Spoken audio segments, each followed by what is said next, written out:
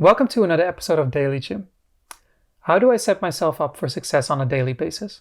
As mentioned in yesterday's episode, it pretty much comes down to forming habits and having structure in your life, because you want to make as many processes automatic as much as possible, meaning that your body and your mind have gotten used to doing certain tasks one after the other, so that the amount of energy spent on switching between tasks has become so minimal that it doesn't really take as much as it originally took.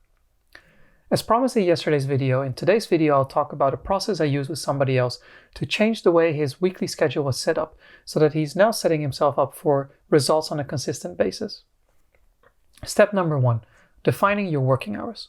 For people who work at a company, the working hours are generally predefined, but it's still everybody's choice to work more hours than defined by the company. But this first step is especially important for people that are freelancers or working for themselves, because it becomes very easy to simply work whenever you feel like it and have a very flexible lifestyle. Sure enough, it might suit your personality, but if you really think about the long term and having as much success for yourself as possible in the long term, or reaching certain results as quickly as possible, it makes much more sense if you separate your work and private life as much as possible, at least in terms of how you spend your time.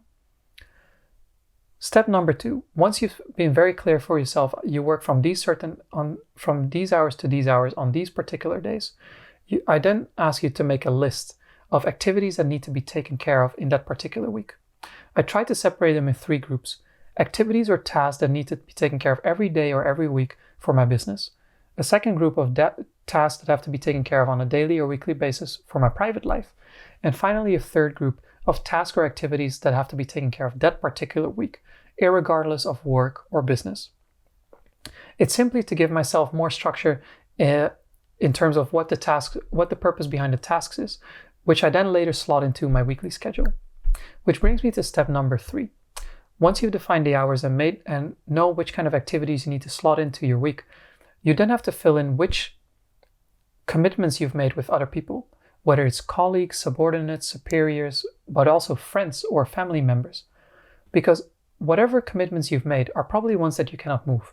If you can move them, you have to ask yourself the question, are they really important or relevant to me right now? Or can I simply move them because there are other more important things I want to do? But any commitment that's a non-negotiable that cannot be moved, you now know that those hours are not available. I then go to the final and biggest step of them all, which is the list I've made of all the groups of activities that need to be taken care of and trying to slot them in. The way I do that process is I decide for myself which ones are the most important to me. For some people, it means the ones that generate the biggest returns, but for other people, it means the ones that motivate them the most. That balance depends on is different for every single individual, but I tend to focus on the ones that motivate you the most, because I feel if it motivates you the most, you feel the most fulfilled and the happiest when you're doing them, but which is a feeling that carries over to the next task that you're going to do. And if that task really motivates you, but your work is not really aligned with that, I feel you have to ask yourself the question, am I still doing the work that I really want to do or not? But going back to the point, I try to go through each activity and task that need to be taken care of on a daily basis first, and I slot them into my week. For me personally, I like to do them at the start of the day so that I really have a good feeling at the start.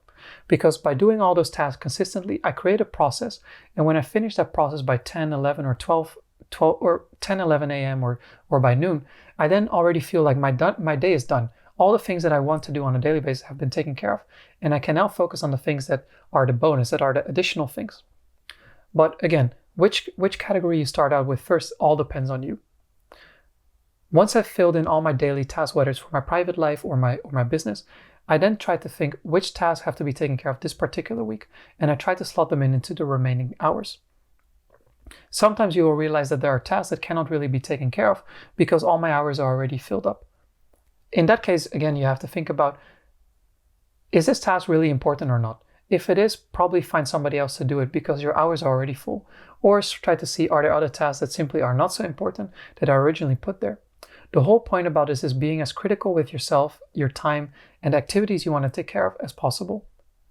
If you're able to do this, at the end of the week, I truly feel if you've done it well, that you'll see you've accomplished many more tasks than you would otherwise would, because you're able to set up these processes that allow you to focus on your dailies, maybe in the morning, and in the afternoons focus on the bigger task because you've allotted a lot of time to them. That means you don't have to switch your mind and your mental capacity so much. That's all for today's video. If you're still struggling with this or you feel you need a bit more help, do reach out to me. I'm always available and would love to help people out become more efficient and effective in their work. But that's all for today. I'll be back with another episode tomorrow. So have a nice day, everybody.